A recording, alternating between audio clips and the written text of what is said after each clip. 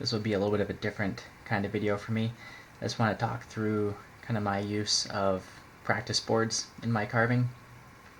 And I use these pre-made practice boards, I think 12 by 5 by 3/8 inch, made of basswood. But you can use whatever you want if you've got just some scraps lying around or whatever, but definitely recommend using the same kind of wood that you do your carving in. So for me and most people, it's basswood like this.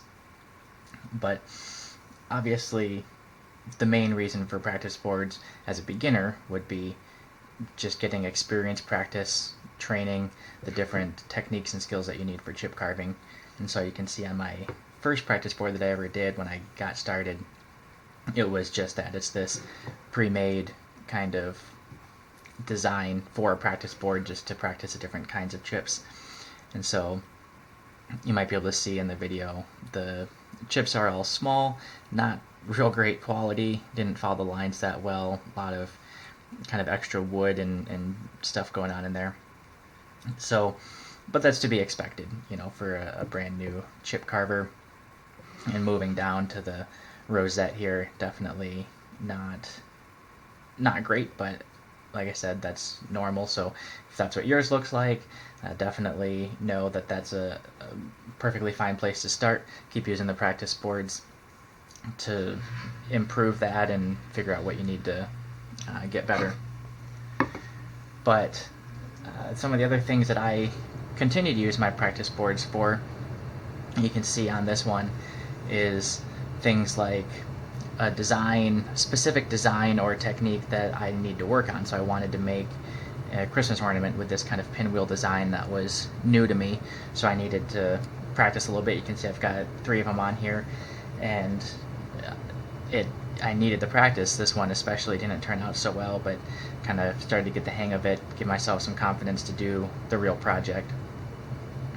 Other things would be this design that I was creating for a cribbage board. Wanted to kind of lay it out, see how it looks actually chip carved. In this instance, doing it on the practice board, I was able to see, and it didn't really look the way I wanted, so I was able to scrap that and do something different.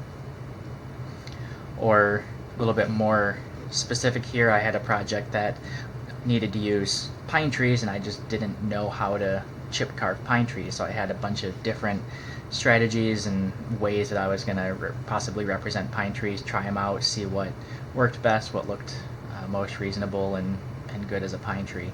So that's another very common thing that I do on my practice boards.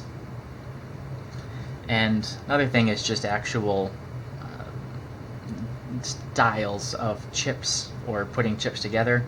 So you can see on this one, I've got kind of back-to-back old world style chips that end up kind of creating a bit of a weave pattern, and that one is what I actually used when I created my design on my box that I keep my chip carving knives in, based on that practice board that I liked. So that was a good experience to try that out and see what it looked like. I just didn't know what to expect from putting back-to-back old world style chips like that. Another thing that you can see on this board is different finishing styles. So I've got 4 different types of finish on here. Different stains, using a sealer versus not using a sealer. I've got oil stain versus gel stain, all that kind of stuff. So I can see either specifically how a new stain might look, what kind of projects it would be good for, or comparing directly different finishing techniques and stains to see how they look, how they might differ from one to another. And then I think the last main thing that I do with my practice boards these days is try a particular thing that is going to be challenging. I'm not sure how it's going to work out. So I was making an address sign that had really big numbers on it, and I knew I was going to have really big chips, and so I wanted to try it out and see, can I reasonably make the chips that big?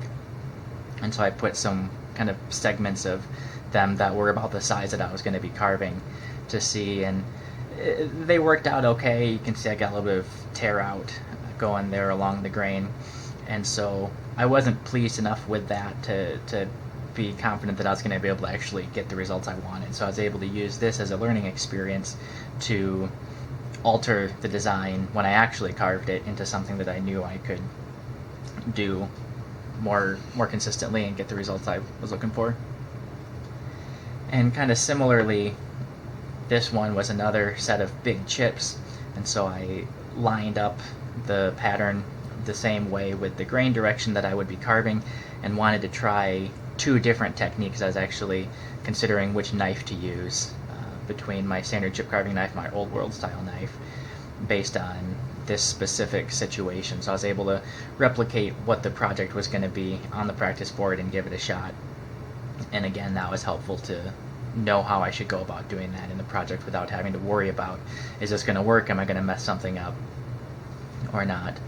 So I definitely recommend everyone has some form of practice board, something that you can use to try out different techniques, finishes, or practice something before you put it on a real project, and know that you have confidence of how that's going to turn out.